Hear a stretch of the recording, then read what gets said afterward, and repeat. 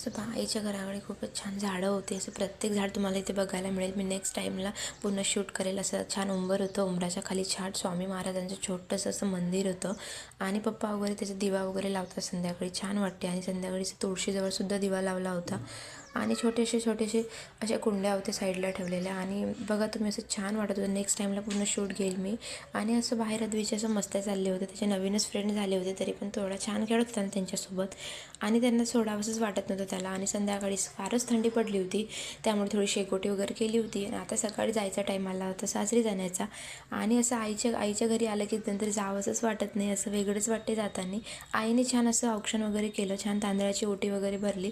असं छोटासा शूट मी घेतला होता. आणि आई असं इथून निघावंसं वाटत नाही, असं वेगळंच वाटते निघायच्या वेळेस, पण असं आपल्या घरी काय असो ना असो जावंच लागते. असा होता आमचा दिवस. चलो भेटूया नेक्स्ट ब्लॉगमध्ये. चलो बाय. हो.